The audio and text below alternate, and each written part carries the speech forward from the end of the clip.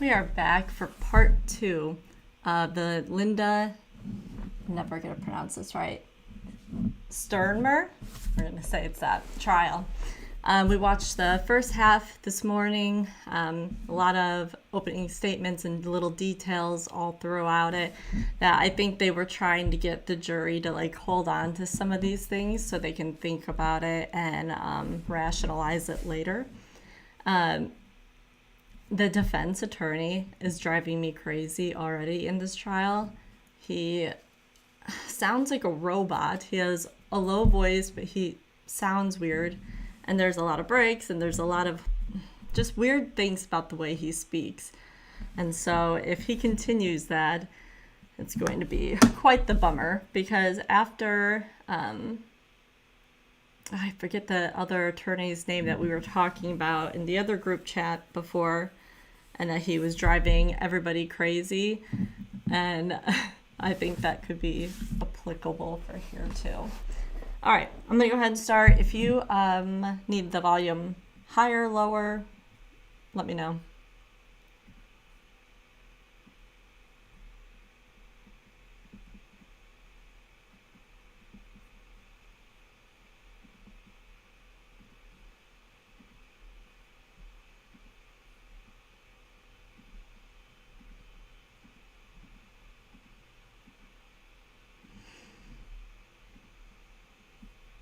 Okay. I found it. I was starting to get concerned. I'm like, you have to be somewhere.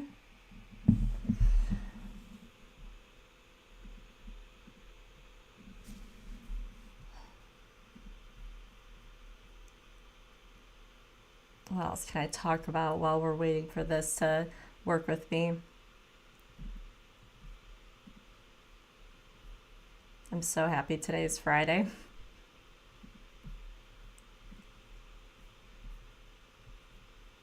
Okay, let's try that again.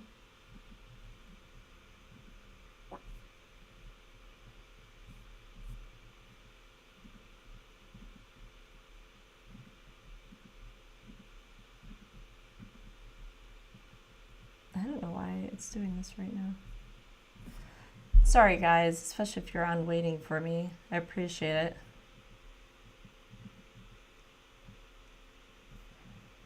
What is happening?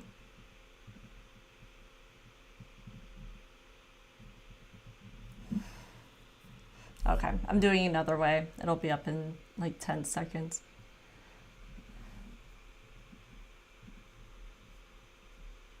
My loading thing happened today.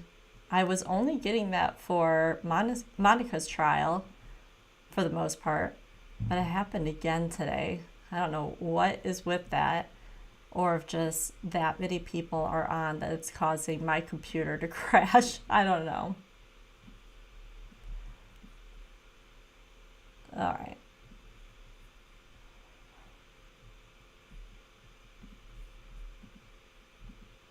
You became aware of this, what was happening?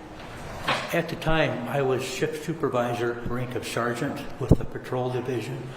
One of my deputies, Deputy Evans, notified me and mentioned that he had a fatality and a structure fire, and asked that I come down to the scene, so I did. And so you went down immediately then after receiving that call? I did, yes. And you arrived then at the Stermer home? Yes, I did. And did you drive down the driveway, or did you park in the street, or something else? I parked along the main street. I did not pull into the driveway. And then was that County Road 215? Yes. And did you walk down the driveway? I did, yes. Can you describe that driveway for the jury? Non-paved driveway. My best guess, and only a guess, is around 150 to 200 yards. The actual surface at the time was muddy and wet. It was that time of year, that particular year, where there was rain and snow that day. And was the rain and snow occurring when you had arrived? I remember a wet driveway and fire apparatus coming and going. I think water shuttling possibly, and didn't want to get in the way of the fire trucks. is basically why I parked where I did. So the fire trucks were going up and down the driveway? Yes, And do you recall how many trucks? I do not. Any issues with the fire trucks getting up and down the driveway? I do not remember any issues. And when you arrived, what did you observe? Emergency personnel on scene, an ambulance, fire apparatus, firefighters in the fire turnout gear, and law enforcement. And do you recall what you noticed or observed about the fire itself? What stage it was in or where it was at? I don't remember it being still a working fire. I don't remember seeing flames. There was smoke. Whether that was smoke or steam due to suppression efforts, or if it was still actively burning, I do not know. So the fire department was actively fighting the fire when you arrived? Yes. And so what was your role on scene? I was shift supervisor at the time in the patrol division. Made contact with Deputy Evans, and after being briefed by him, made a decision, and that was to request our criminal investigation division to come out. And would that have been Detective Maziowski and Detective Rout? Yes, And did you assist in any way with collection of Linda Stermer's clothing? I did, yes. And how did that come about? The recollection that I have isn't crystal clear, but I was involved in retrieving clothing that Linda Stermer was wearing when I got to the scene. And so it was handed to you and you collected it? Yes, but I do not remember who handed it to me. Do you remember where it was handed to you from? My recollection is that Linda Stermer was inside an ambulance, and that the clothes were handed to me near the ambulance or from the ambulance. I'm going to show you what is going to be marked as People's Proposed Exhibit number 3.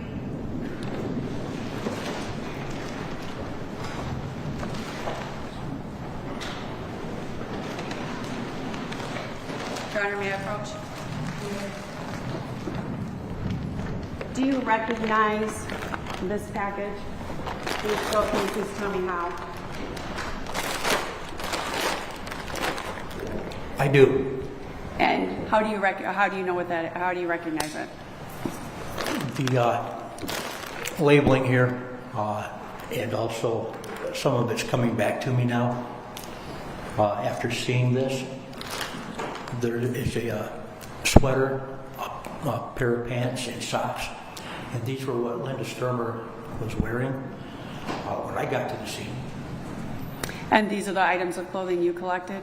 Yes, they are. Your Honor, at this time I move for admission for People's Exhibit number 3 into evidence.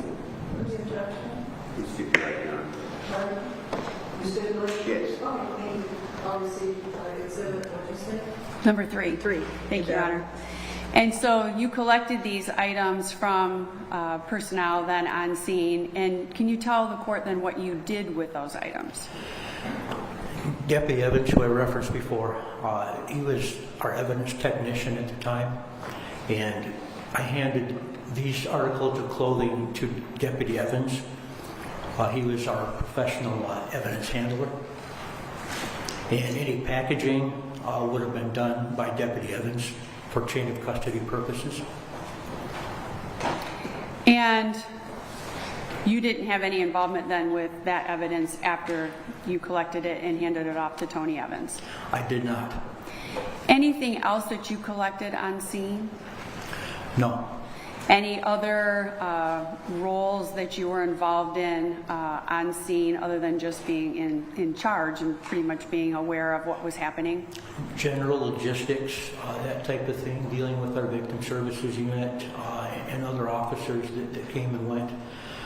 What was your role there with her, with assisting her? As I recall, her name was Amy Darling, and as I recall, there came a point in time when it was necessary for her and her duties just to examine the body of our deceased victim, and I assisted with helping to roll the body so she could see all parts, all sides of the victim's body. And so you actually physically assisted in rolling them over? I did. And could you describe the injuries that you saw? I saw what I think are extensive burns, hair from the head. If there was anything to begin with, it was burned away. Some loosening skin, like really loose, around the arms, hands, if I recall that. And I recall just some type of pants that the victim had on. And that's all that I recall.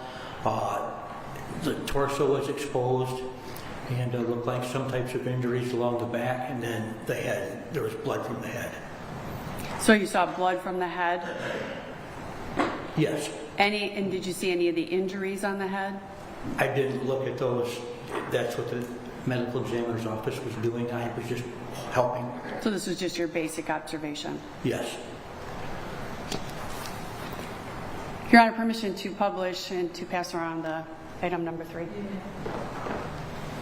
And I have no further questions. Mr. Pelton or Mr. Newell? Any questions? Yes.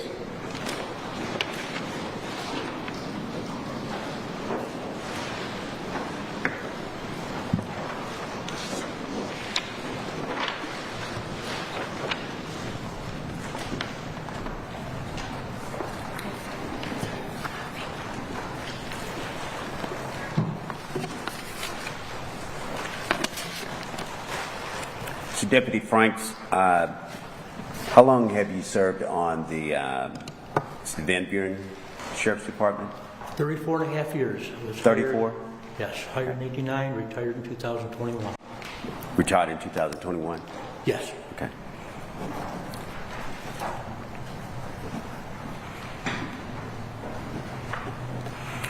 Now,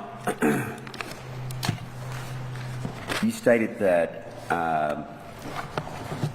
when you arrived at the Stermer property on January the 7th, 2007, who all was present when you arrived? I recall Deputy Evans with the Van Buren Sheriff's Office. I recall Deputy Gary Druss with the Van Buren Sheriff's Office. I do not recall any other law enforcement when I first arrived. So it was Deputy Evans and Deputy Russ? Gruss, it's G-U-R-S-S, Deputy Gary Druss. Okay.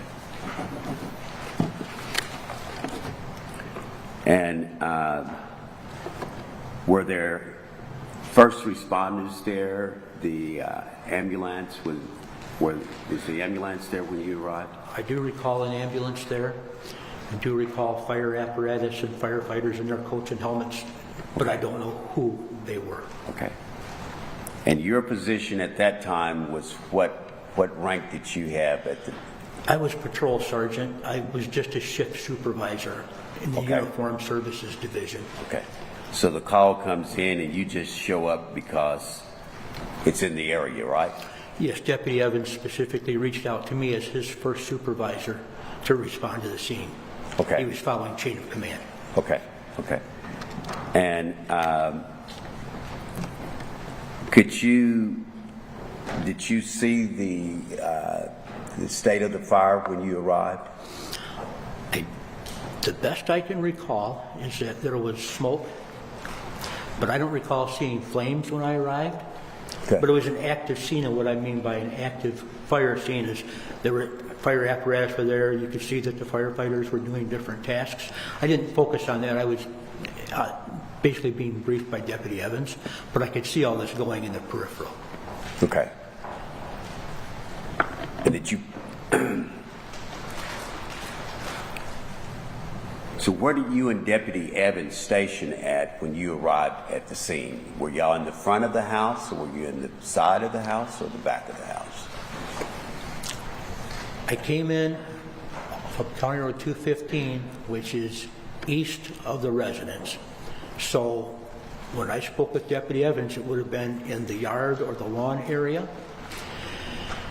Best recollection would be to the east, Basically the east, maybe slightly northeast of the residence.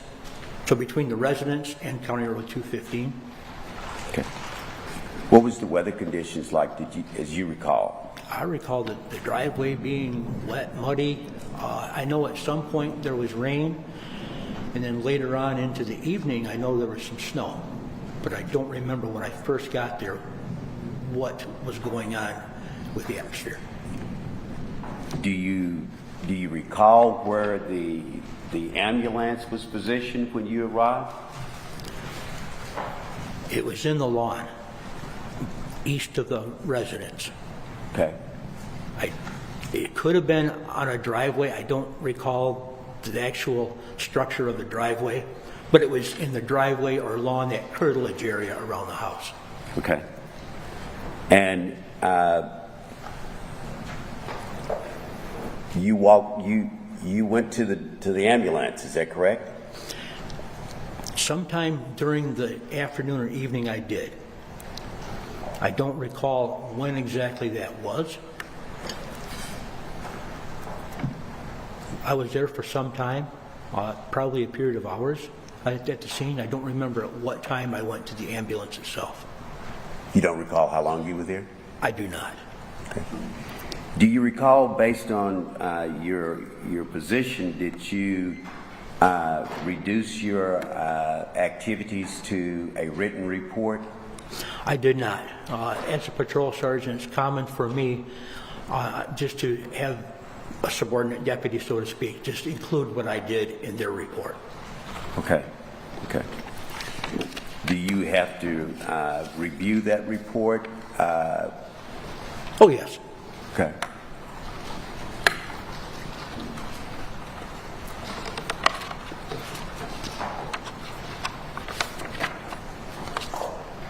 Do you know, would that report have been prepared by Deputy Evans?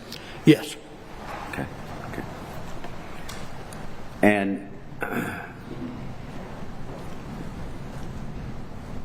how were you the assigned individual to collect the clothing of Miss Stermer? That I do not recall. If that was something I was asked to do by the detectives, I don't remember if it was done pursuant to any of the actions they were taking. Do you know who the detective was? We had a detective, a sergeant named Thomas Maziowski, and a detective named Gabrielle Rott that were both on scene. Okay. So it could have been either of those two that asked for that to have happened. Okay. And can you tell us how the exchange of the clothes occurred? Were you given a bag or just the loose clothes and asked to preserve those items?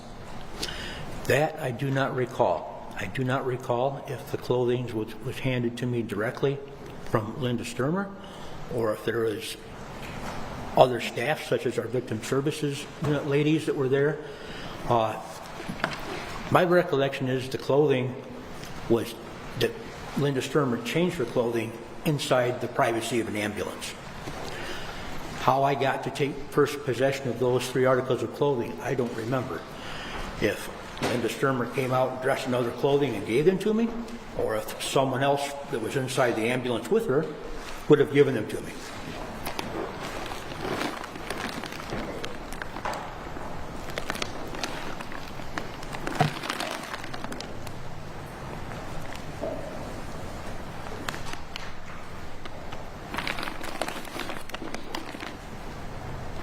Do you recall what the state of the clothing were when you received them?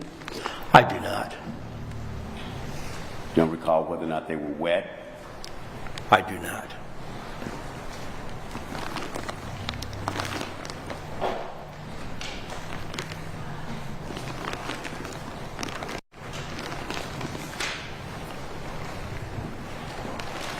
What is your What is your procedure for preserving the items that you have received? I assume that at that time you considered these items to be of some evidentiary value, right? Yes. And that there would have been a chain of custody in reference to maintaining the items, right? In this situation, at this particular scene, the exchange from my possession of the 3 articles of clothing to Deputy Evans would have been nearly immediate, as he was on the same scene with me. So I wouldn't have taken the clothing away and given them to him, say at the station or a different location.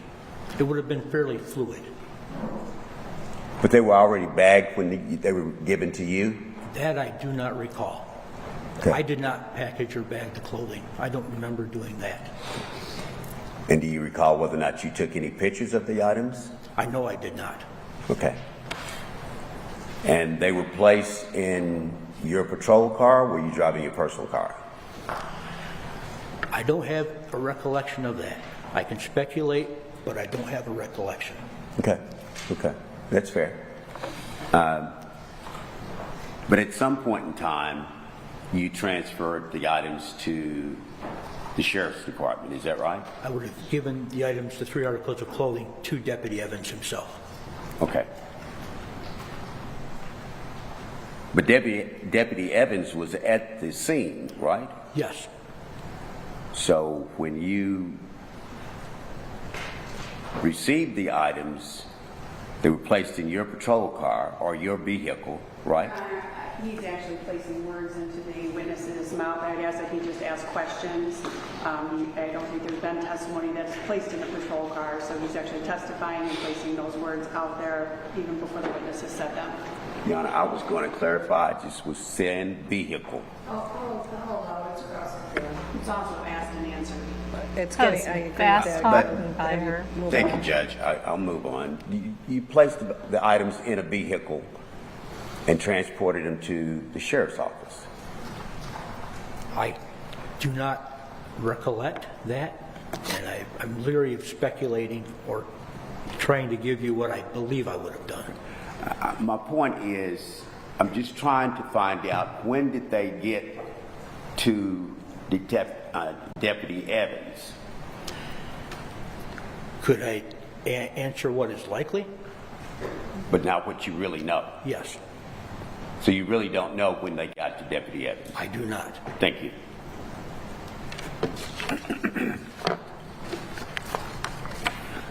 Was there any other involvement that you had, Deputy, while you were there on the scene the day of the fire? Not to what I've already testified to. Nothing additional. Nothing additional? No, sir. Okay. No interviews with any persons or anybody that was there on the scene? None. Okay.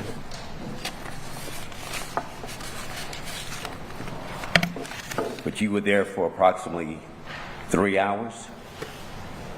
I don't recall. I know it was a period of hours. Okay. But during that time, were you just standing around? There are different responsibilities, different scenes or dynamics sometimes. I don't recall exactly every minute what I did do there. I could give examples. I mean, at one point, I was using the telephone, to have dispatch send our detective division out. Our victim services unit was there, which are volunteer civilians that we utilize in types of tragedies and that type of thing. I would have dealt with them.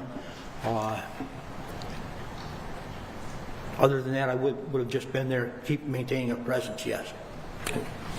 Thank you. I have no further questions, Your Honor. Thank you. Follow-up, Ms. Siderby? No further questions, Your Honor. Jury, do you have questions of this witness?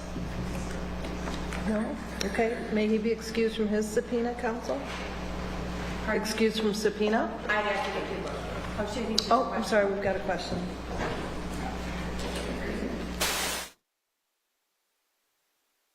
I still can't believe that the jury gets to write down questions and give it to them right there while they're on the stand.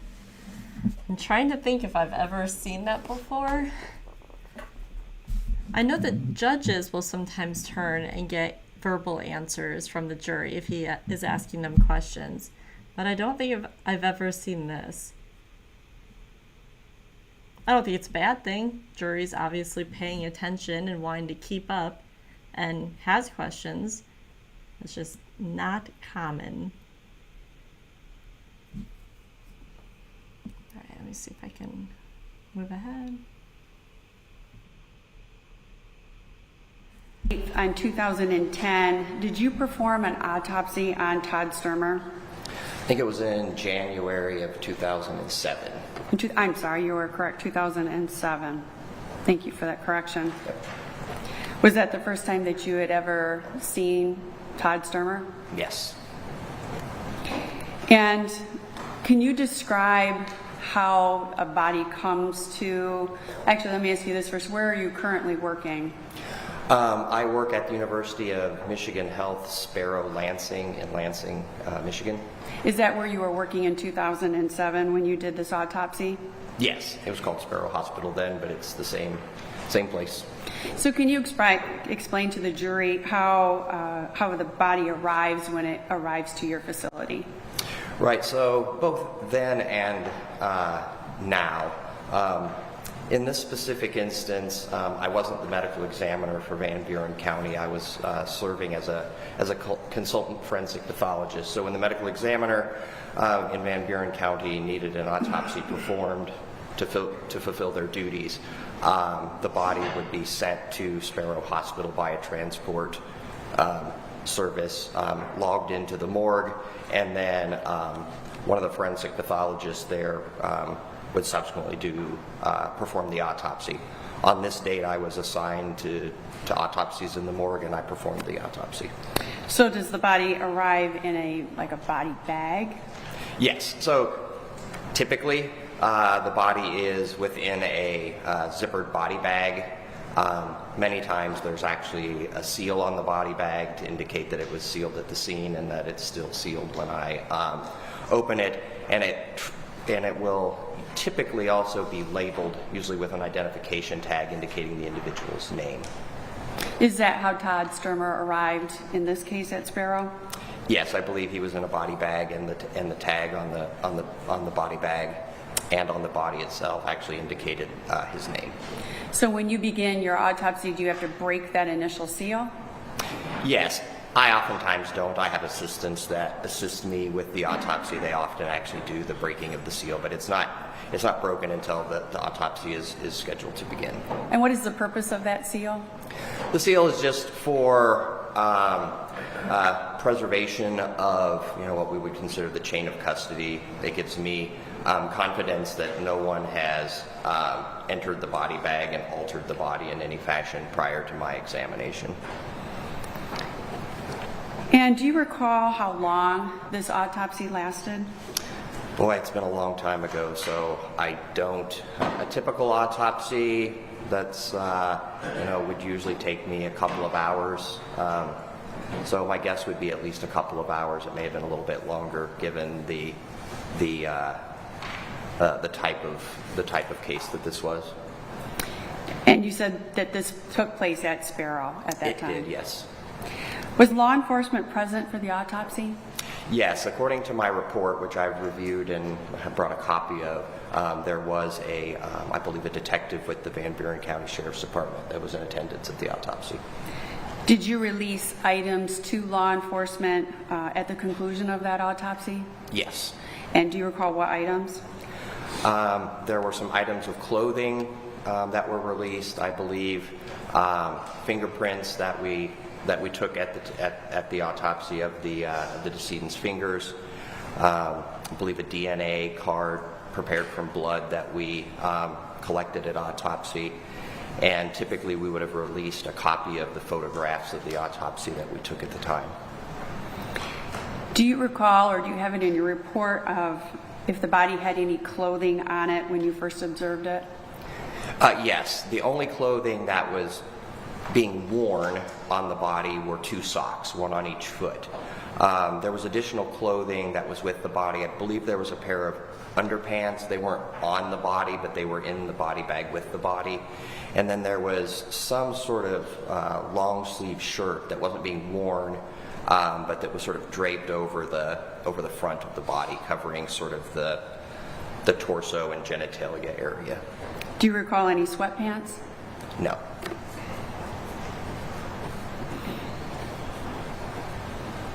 And that those items of clothing are then what you were talking about when you said clothing was released to law enforcement? Yes, the clothing that was present when the body was received in the morgue. Before starting an autopsy, is there a particular procedure that you follow? Yes, so I have some idea as to the circumstances. Any history that's provided, I try to review ahead of the autopsy. Any investigative reports, either from the medical examiner's office or from investigating law enforcement, if there's any medical records that are present, anything that may give me an idea of, what the person's health history is and what the circumstances around their death were. Were they in a car crash? Were they apparently shot at? It somewhat alters a little bit the procedures that we perform during the specific autopsy. So you were aware of some of the basic facts of this when you started your examination? Yes.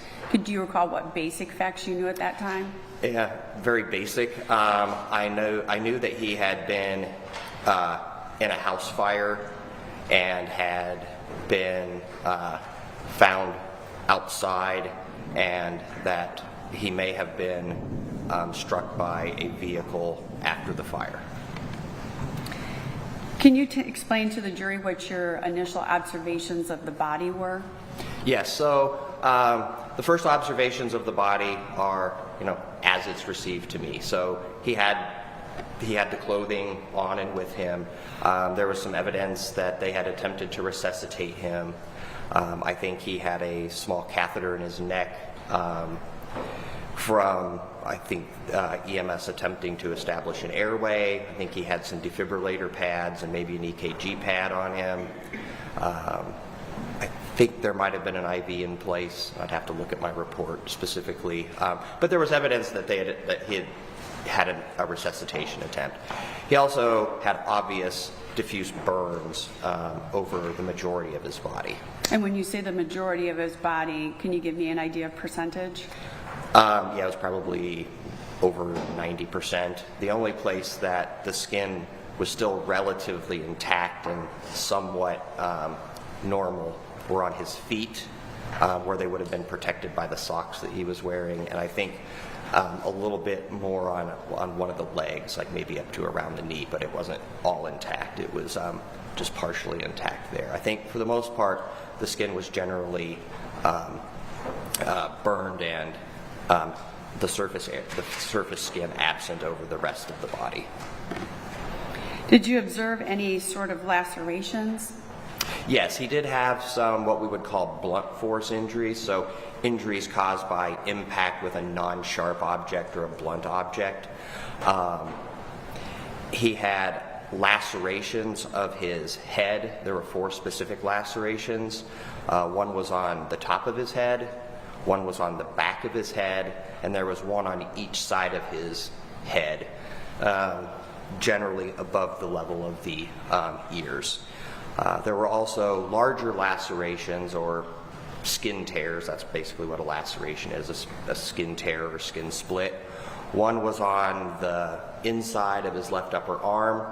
One was on kind of the right upper back of the shoulder area. And then there was a smaller, more superficial one sort of on the lateral or left side of his chest and back.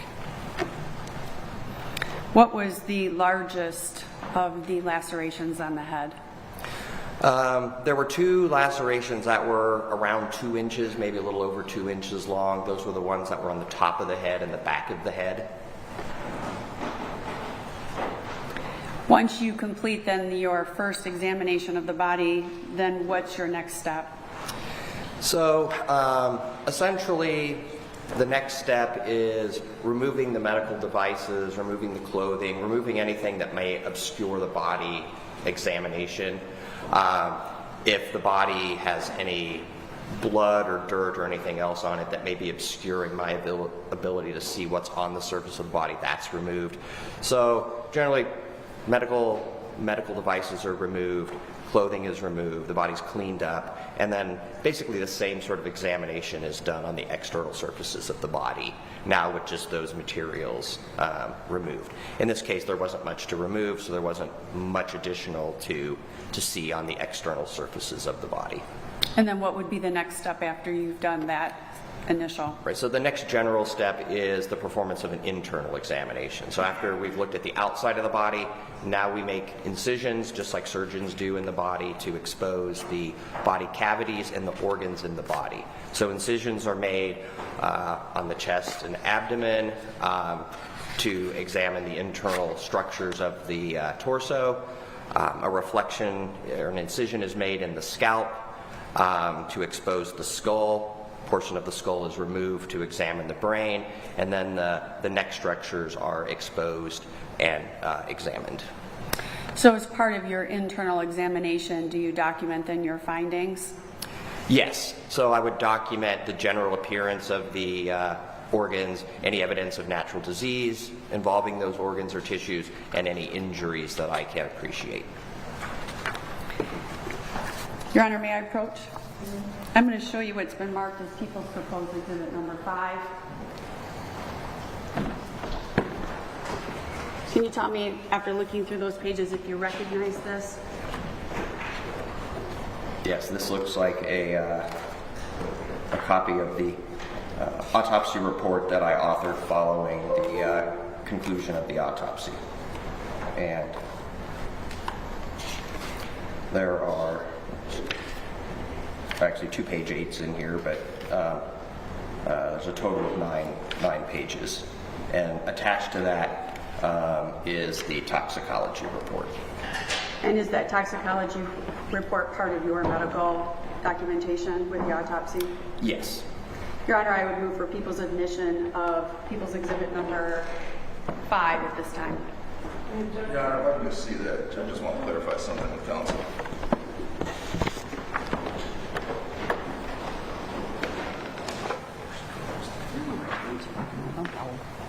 We're good.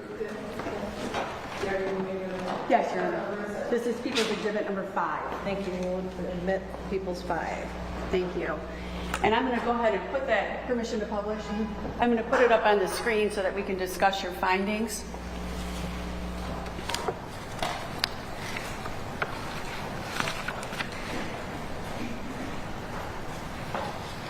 So what I'm showing is this, what you have is page 1.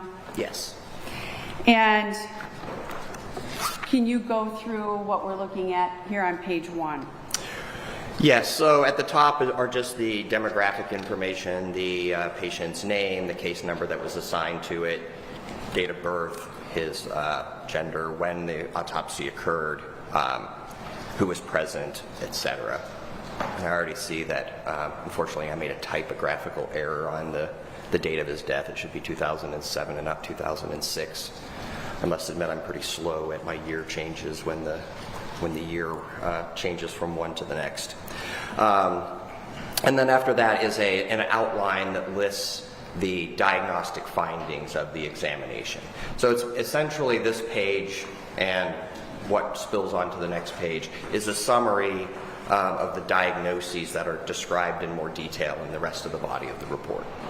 So it looks like on paragraph number 1 with the thermal injuries, we've already then discussed that. Is that correct? Yes, I diagnosed thermal injuries, what are more traditionally known as burns, over most of the body. In addition, he had evidence that he had inhaled what we call products of combustion, which are the materials that are produced when something burns. So essentially the smoke or the soot, the gases. And is that a significant finding in terms to maybe timing of death? The inhalation of products of combustion are at least in my field, when we're examining a burned body, one of the questions is whether the person was alive or not during the fire. And finding evidence that they inhaled the smoke and soot, the products of combustion, indicates that they were alive and breathing at the time that the fire was occurring. So the fact that there was evidence that he inhaled such products were indicative of him being alive at the time of the fire, and also may indicate that he may have had some inhalational injuries as well, or injuries related to inhaling the smoke and soot. And if we move then to the section number 2 on the blunt force injuries, I believe you've talked a little bit about that, but can you go into a little more detail? It appears that there's a little bit more explanation and some additional findings. Right, sure. So under Roman numeral number 2, capital A, are the lacerations or the skin tears that were on his scalp. Beneath 2 of those lacerations, the 2 that were on either side of the head, there were very small, about 1/4 to 1/2 inch length indentations.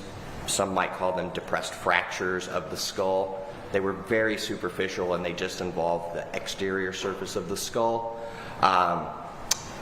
So underneath 2 of those lacerations, the skull was, for lack of a better word, had small dents related to the impacts. But there were no internal injuries in the brain otherwise. The brain itself looked normal. There was no bleeding in the brain or around the brain to suggest a brain injury. Capital B lists superficial linear abrasions. So abrasions are essentially scrapes or scratches. So it's a blunt force injury generally caused by friction. So classic examples, if you fall onto like the sidewalk and scrape your knee, that's an abrasion. He had lots of linear, which means line-like abrasions scattered around on various surfaces of the body.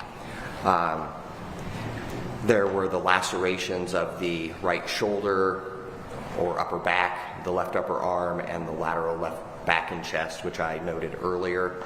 And then there were a couple of other internal injuries that I only saw when I examined the internal aspects of the body. There were fractures of 2 ribs on the left side, left rib number 3 and 4.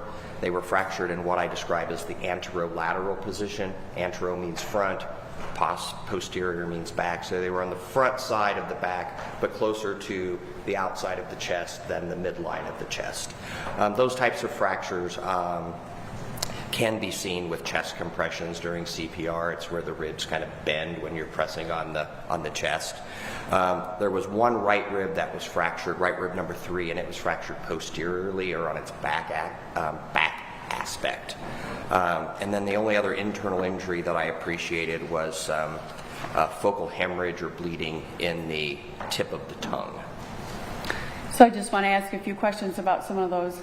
You had mentioned that the shallow depressions, those were shallow depressions in the actual skull bone? Yes, in the bone itself. And you said that some of the rib fractures may have been caused then by, or what you typically see in chest compressions. Is that correct? Yes, I mean, obviously I can't tell exactly what caused those rib fractures. There are multiple ways that ribs can be fractured, but in my line of work, we see many people that have had chest compressions before they die, and it's not uncommon to see fractures in those locations during those situations. Were there any rib fractures that he sustained that would not have been something you commonly see with CPR? Yeah, the right rib fracture, the fracture that was in the back, would be uncommon to be seen during CPR. Generally, you don't fracture ribs in the back when doing that. And I believe we've covered all of those on the injuries.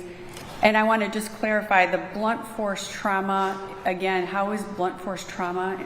How does that happen to a patient? So a blunt force injury is one in which something that's essentially blunt or not sharp impacts the body, or the body impacts such a surface. So being struck with something like a board or something that's not got a sharp edge will cause a blunt force injury. And classic blunt force injuries are either abrasions, scrapes, contusions, which are bruises, or lacerations, which are skin splits or skin tears. Conversely, if part of the body strikes another object that's blunt, you can see the same thing. So if you fall to the ground and hit your head on the floor, you may end up with a bruise or a laceration. So it's either something blunt striking the body or the body striking something with a blunt edge or a blunt surface as opposed to a sharp surface.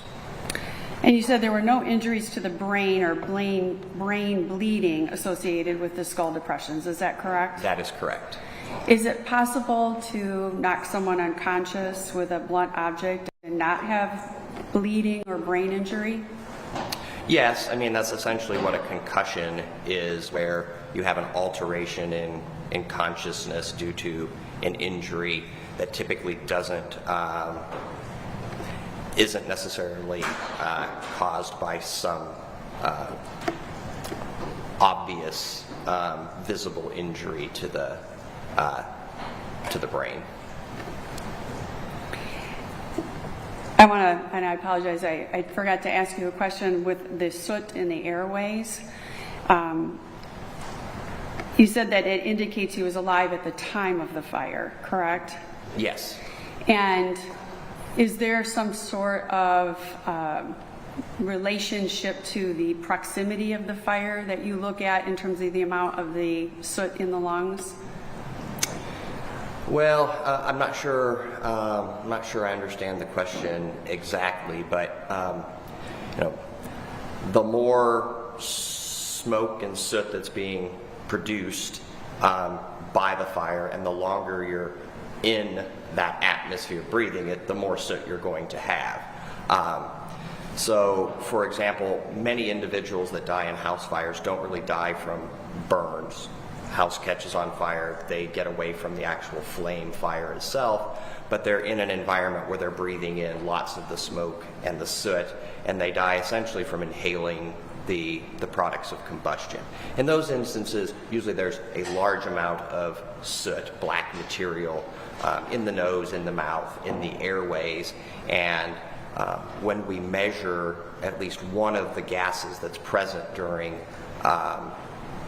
fire, specifically carbon monoxide, when we measure concentrations of carbon monoxide in those individuals who die under those circumstances, the carbon monoxide concentration is usually quite high. In individuals who are not in a smoke-filled environment very long, would expect to have less soot and therefore not as much carbon monoxide and other gases present.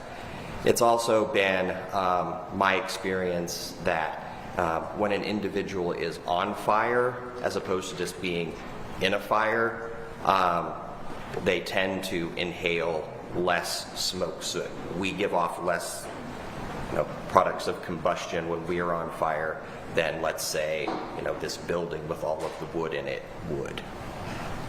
I don't know if that answers the question or not. Yes, it does. Thank you very much.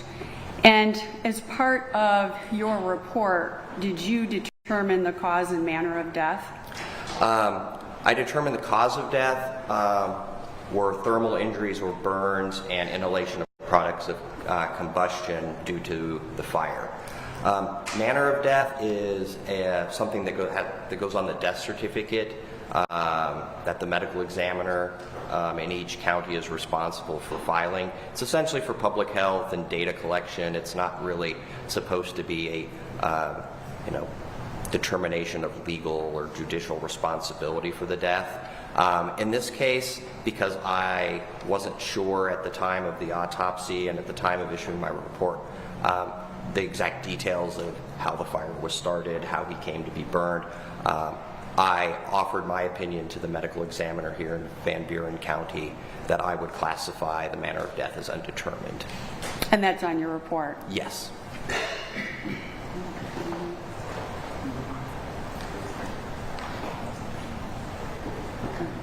And so then that is on the page that you have, I'm sorry, what page number is that? Yes, that opinion On page number is 2? Yes, is on page 2. Okay. Pardon me? I thought the jury might be passing it around. Oh, no, I actually have it up on the screen too. Thank you. So I just want to give you a hypothetical. So if somebody is standing out in the middle of the road and is hit by a car and you do the autopsy, would it be a very similar sort of manner? Yeah, again, it all depends on the circumstances as I know them at the time.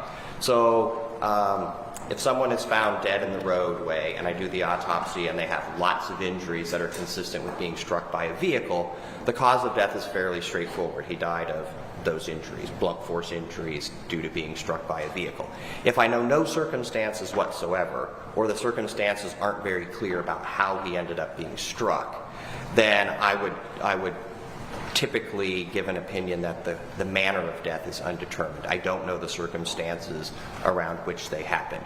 You know, if it happened to be witnessed, or you know, it's on video, or you know, there's good information provided that you know he had just walked out of the bar and stumbled into the road, and a passing motorist coming around a curve hit him and had no time to evade him, then classically that would be called an accidental death. There was really no intent for that person to harm him.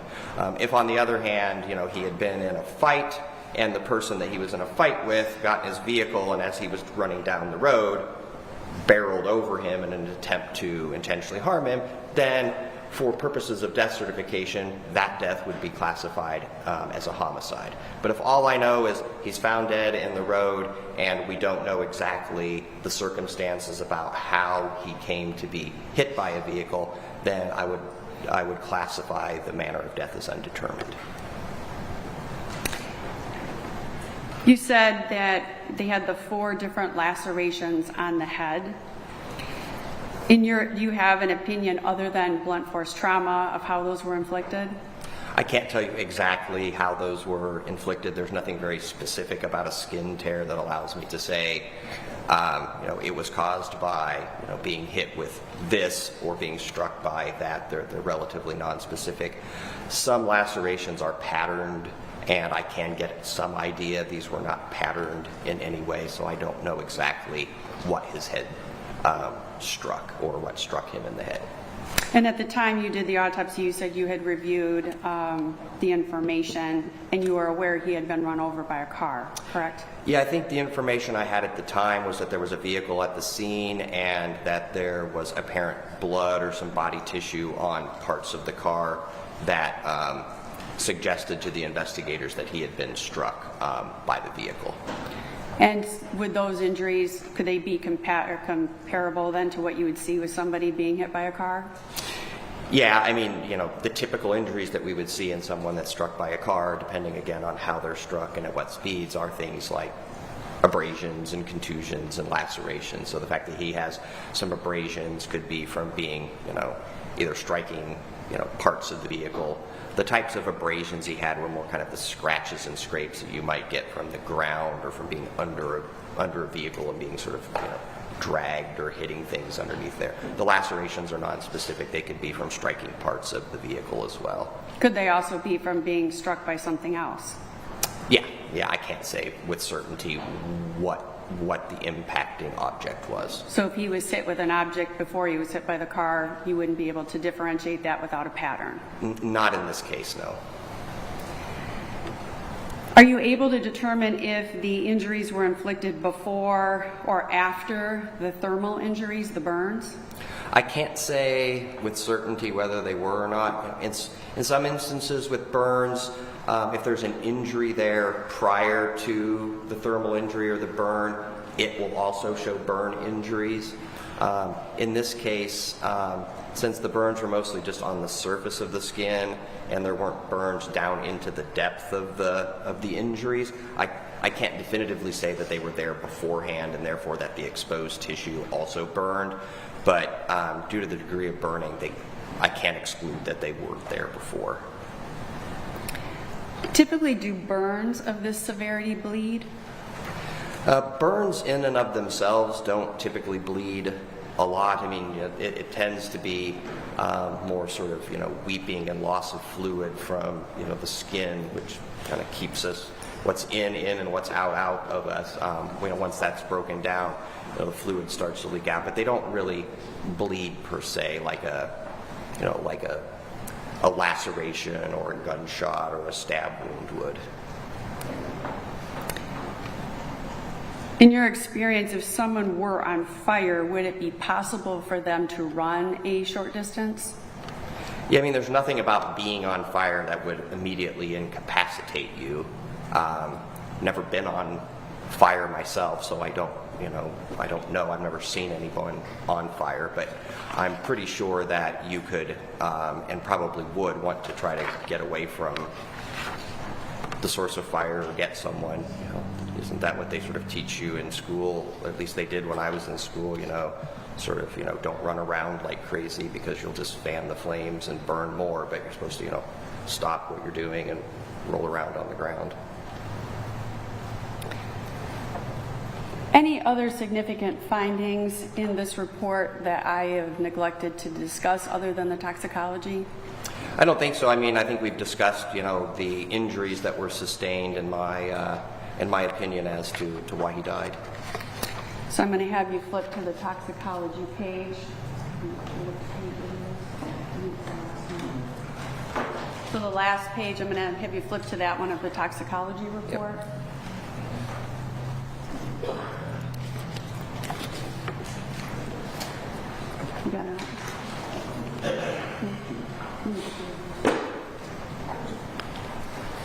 So can you describe for the jury what we're looking at here on the top there of this toxicology page?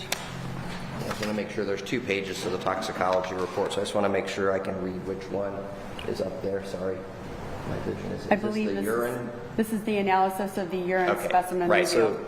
So both a blood and a urine specimen were tested by the toxicology laboratory. In the urine, there were 2 substances that were detected: hydrocodone and hydromorphone. Those are both opioid pain medications. And are they connected together or are they separate substances? They're very similar substances. Hydrocodone is a prescription painkiller, opioid pain medication that goes by a lot of different brand names. The pill form is oftentimes marketed as the brand names Vicodin or Norco. Hydromorphone is the major metabolite of hydrocodone. So if you take hydrocodone, your body then breaks it down to some extent, and one of the products that it forms is hydromorphone, which is also a pain medication. Hydromorphone can also be prescribed on its own as a separate pain medication, oftentimes under the brand name Dilaudid. But when I see both of them together, it is most commonly in the setting of someone who has taken hydrocodone and it's been metabolized and hydromorphone is present. And were you aware then that in this particular instance that Mr. Stermer had been prescribed some medication for an ear infection? 18 years ago when I authored this report, I don't know if I knew that or not. I don't recall knowing that at the time, but there's been a lot of time that's passed between when I did the report, when I did the autopsy, and now. So I know I have subsequently been informed that he was prescribed a medication that contains hydrocodone. Are you familiar with N-Tex HC?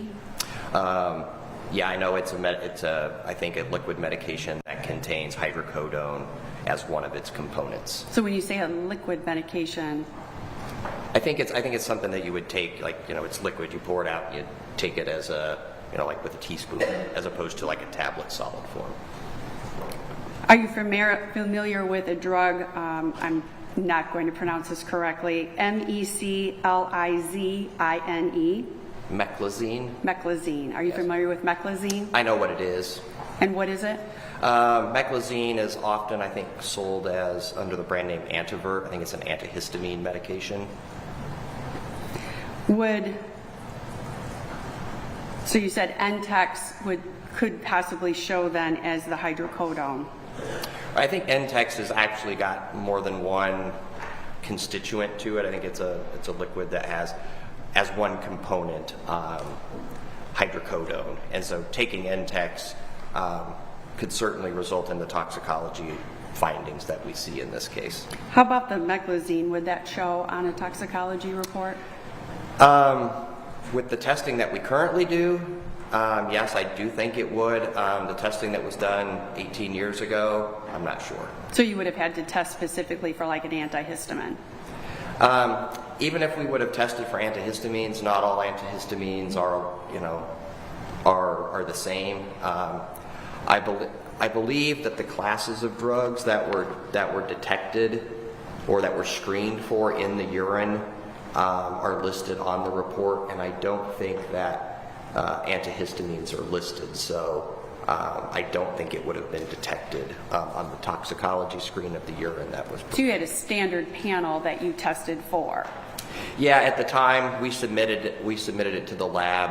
I don't know, what the name of the specimen or the panel would have been, but there were standard drug panels that were performed on blood and urine. Usually it was a little bit more comprehensive in the blood than it was in the urine.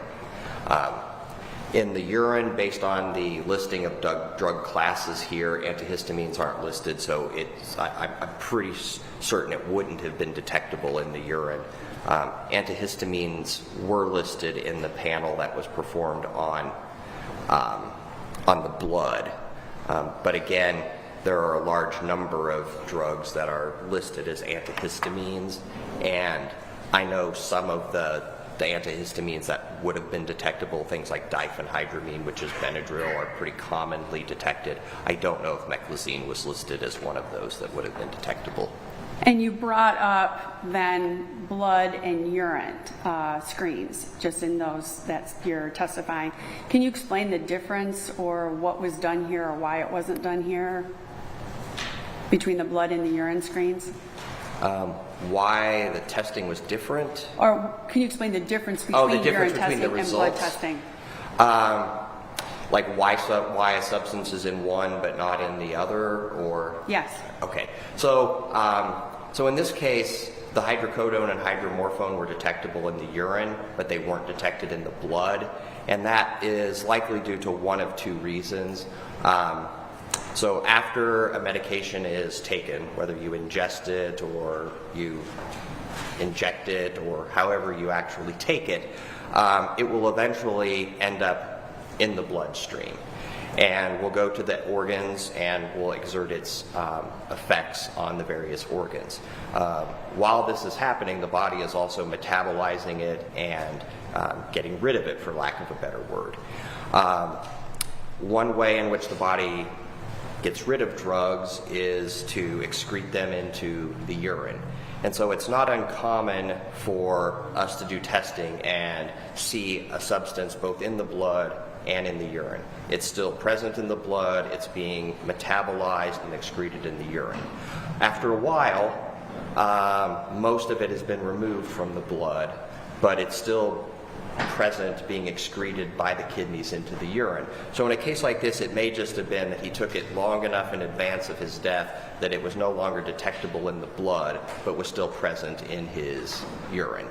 The fact that a substance isn't detected in a toxicology screen doesn't mean that it's absolutely not there at all. It just means that it's not there at a high enough concentration that the test can actually detect it. So that would be the other possibility as to why it's negative in the blood, but it's positive in the urine. It may have just been at a very low concentration, below the threshold of the testing.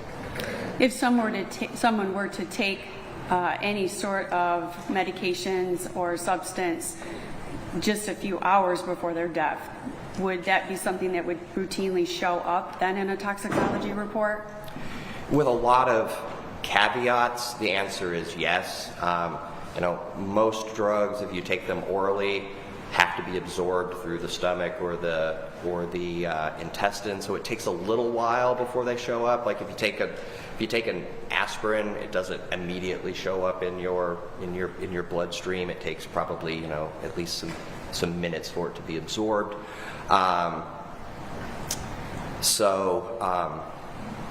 Yeah, I've lost my train of thought. What was the question again? Just if somebody were to take something very short, like a small period before their death, would it show up in their blood? Yeah, usually, as long as it wasn't just a minuscule amount of it. If you took something an hour before your blood was drawn, it would probably show up in the blood. If you took it 24 hours before, depending on the dosage, how much you took, and whether you were taking it daily up until that point, it may not show up in the blood, but probably shows up in the urine. In this case, hydrocodone and hydromorphone have what are called half-lives of a few hours, meaning that once it's in the blood, it takes a couple of hours for it to be halved, and then another couple of hours for that half to be halved. So it would be present in the blood probably for a few hours, at least after you took it, but it might be present in the urine for hours or maybe even a couple of days after you last took a dose. And I've put up on the screen then the blood results, and were there any findings in the blood results? Yeah, the only thing that was detected in the blood was some caffeine. All of the other classes of drugs that were included in the testing panel were not detected. And at the time in 2007 when you did the autopsy, did you test for THC or marijuana? It looks like in the blood, cannabinoids, which are what class of drugs marijuana is in, they were included in the blood drug screen, and there were no cannabinoids detected. And in your experience, do cannabinoids stay into the system longer than a few hours? Yes, generally. Especially if you use marijuana regularly. Again, depending on how much you use, it may be present for hours, days, sometimes even in the urine for many days, if not weeks after you've stopped using it. At the time in 2007, would you have tested for sleeping medications such as Ambien? Again, since I don't do the testing, I can't tell you other than I don't know if Ambien would have been included in this panel in 2007. My guess is it probably would have been. I know that I've been at Sparrow. I've been at my current employer for 20-some years, and I know that we have seen cases with Zolpidem going back many, many years. So I think it probably would have been detected if it was there above the threshold, but I can't say with certainty. And in this case, there was nothing detected if you would have tested? Yes. How about muscle relaxants? Again, some of the specific muscle relaxants probably would have been detected, but probably not all of them.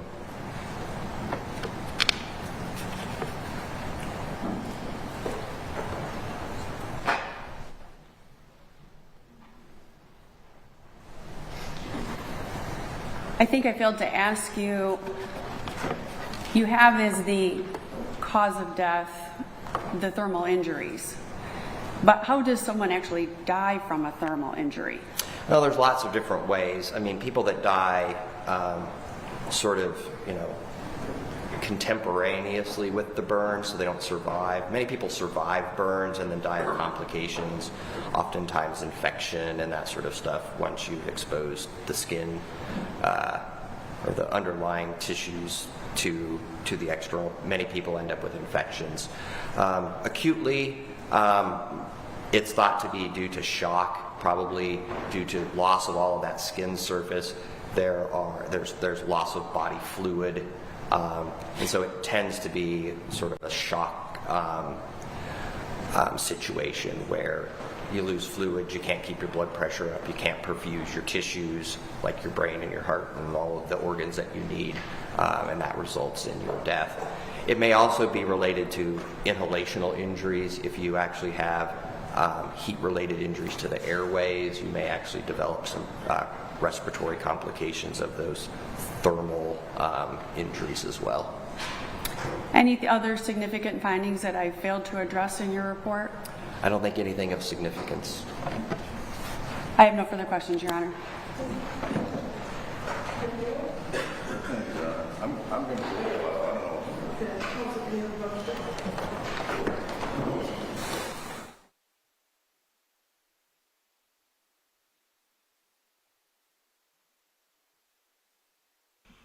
All right, I'm gonna see if I can skip ahead. Well, first of all,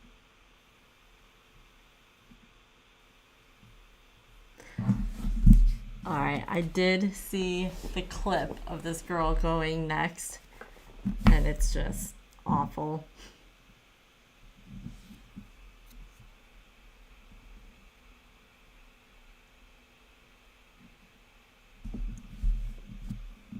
Right here? Yeah.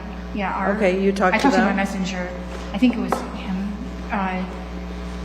I asked him, I think it was yesterday. I'd have to look at my messenger, but we talked to messenger, and then I looked it up this morning, and it said I had a bench warrant.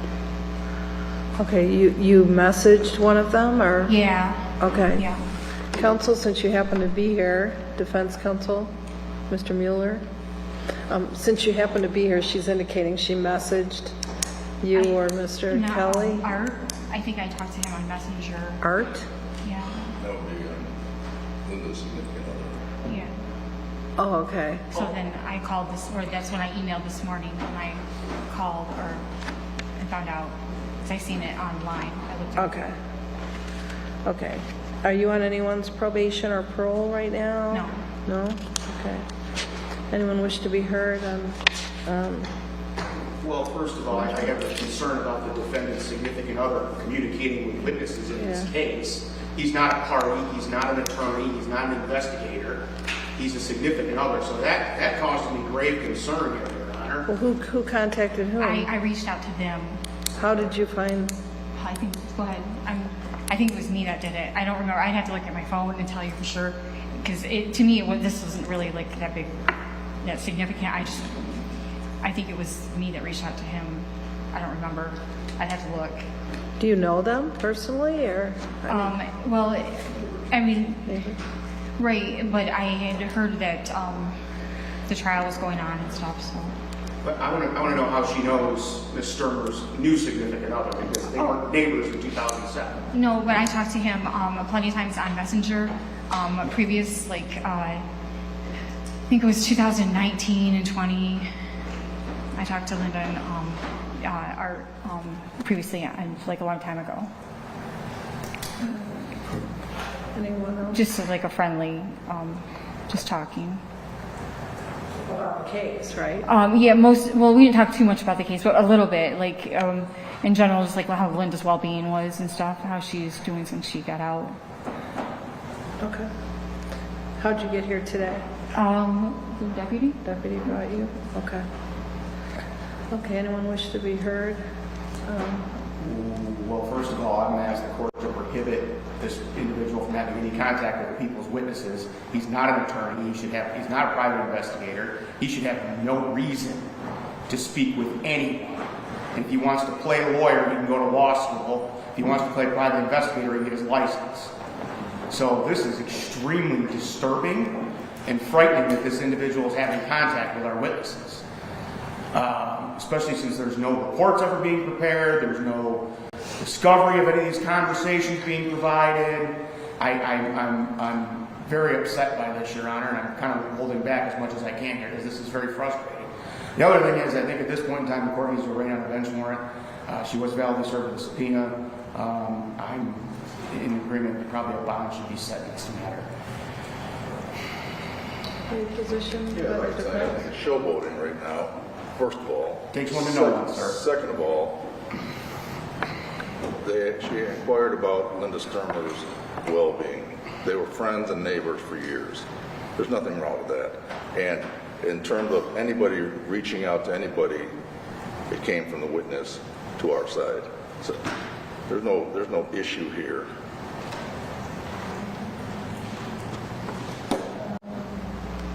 Ma'am, so what'd you say, you live in Grand Rapids? I do. Okay.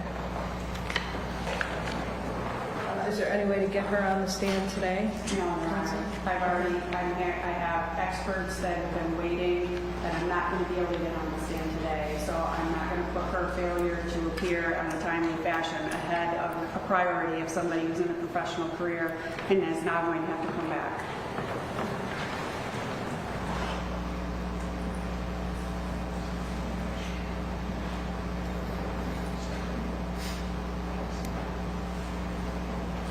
Your Honor, I would also inquire if she has reliable transportation. I don't. No. And I can say for the record, Your Honor, I wasn't paying attention, frankly, when she was talking about reaching out to somebody. I don't know when that happened. I contacted Ms. Calhoun a week and a half ago. She hadn't been served. And I just wanted to know, have you been served? Are you going to come? So I have to subpoena you. And do you remember what you said in your affidavit? Because I'm going to ask you questions about it. So that's the only and I don't know if she's confusing Mr. Bean with me, but that's my contact. Ms. Calhoun, do you have any controlled substances in your system now? No, I don't. No. Methamphetamine by chance? No. Okay, what I'm going to do is I am going to set this matter for a status conference for Tuesday. Say 1 o'clock. Do you think you can get her on the stand? I could try to make adjustments so that she could be on the stand. Okay. I'll set the matter for Tuesday at 1 o'clock for a status conference. And ma'am, due to your failure to appear here, I am concerned at this time about non-appearance when I hear about the transportation issues as well, so I am going to set a bond. Okay. My brother lives in Lawrence. I can live or stay in Lawrence. Okay. That's okay. Well, for now, I'm going to set bond. I'm going to make it $1,000 cash or surety. Oh my gosh. Okay. To make sure that you show for your on time for your under your subpoena. Sounds like both sides were inquiring about using you and you didn't show. It wasn't because I was unaware that I was needed, right? I mean, like, honestly, I've had some stuff going on in my life that I didn't even, like, my own problems. Okay. You know, not that this Yeah. isn't a big problem, but my own issues, like serious issues. And I wouldn't just miss something because I didn't want to be disrespectful or just because I was being disrespectful to the court. I had no idea, like... Your Honor, not nothing, but our subpoena was for April 7th, because that's when we anticipate starting. So it wasn't like she missed our subpoena or Miss whatever. yours. Okay. I am setting a bond, but the reason it's not too high, ma'am, is because we were able to get you here, but we had to get someone to get you here. I don't have a car. Okay. We'll have to figure out a way for transport then, okay? If you post that bond. Okay. Okay? It's fair over somebody else's problems. My own life and my own problems. Okay. Ma'am, I'm going to have you tested at the jail, okay? Anything else, anyone? Ma'am, if you do post that bond... I don't have it. Okay. If you're able to post the bond either directly or through other people, you need to report back here on April 1st at 1 o'clock, okay? I don't have a car. Okay. Well, make sure you're in contact with the lawyers so that they can contact you. If you don't post it, they'll contact you at the jail, okay? That's not fair. Okay, thank you. Anything else, anyone, on that matter? You did order testing at the jail. Yeah, I ordered that. I have her tested at the jail. Are we addressing the issue of this art person speaking with witnesses, Your Honor? I don't know who he is. Is he here? He's here in the courtroom. I see him Okay. every day. Where is he? I believe it's the gentleman back there in the blue shirt, Your Honor. Sir, yeah, are you having any contact with witnesses in this case? Back some time ago, I contacted her to find out an address on her and a telephone number, but obviously that changed because Wolf had it on a subpoena for her, and they wasn't able to. And she messaged me yesterday and said that she found out the cops were looking for her, and I said, yeah, because they issued a bench warrant for you. Okay. That's the extent of our conversation. Sir, I'm directing from now going forward, no contact with witnesses, okay? Is he part of the defense team, or is he a boyfriend of Ms. Stermer or significant other? We've been helping our defense team with legal issues. Okay, I don't see, is he a significant other of Ms. Stermer? Pardon me? Is he a significant other Yes. of Ms. Stermer? Yes. Okay. I'm going to order that he have no contact No with problem. witnesses due to the commingling there of roles. So to keep it clean, no contact with witnesses, sir. So You I I understand? did bring it up with Mr. Kelly yesterday. I informed him that she contacted me. Okay. And I told him not to contact her. Okay. Yeah, so we've already took care of that, but I did inform. Just going, I can't change what the past, but going forward, zero contact, okay? Thank I you. didn't reach out to her just Okay. in the beginning for a phone. Okay. Okay. Anything else, anyone? Just, we want to make sure it's on all witnesses. Yes. Because obviously he had her contact information, he's spoken to her in the past. It's not just her, we're asking on all witnesses that he does not contact any of them. Thank you. Okay. Anything else, anyone? No, Your Honor. Okay, thank you.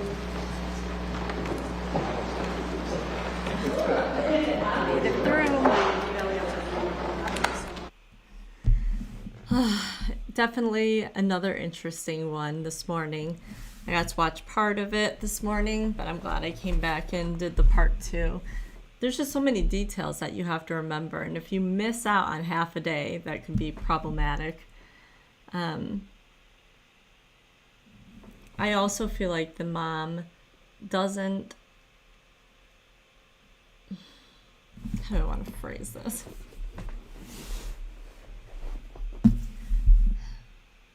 I think that Linda had motivation to try to get rid of her husband, and they will continue to go door to door, whatever they have to do, trying to hunt down where all these things went and people are gone. But I think it's going to probably get worse than good soon. Like, it's going to be interesting with Epstein's files, what happens with that. Yeah, it's just going to be crazy. But I'm here for it. I will be covering it all. And I'm going to get off of here. It is dinner time. But I'll be back on tomorrow. Thank you for watching.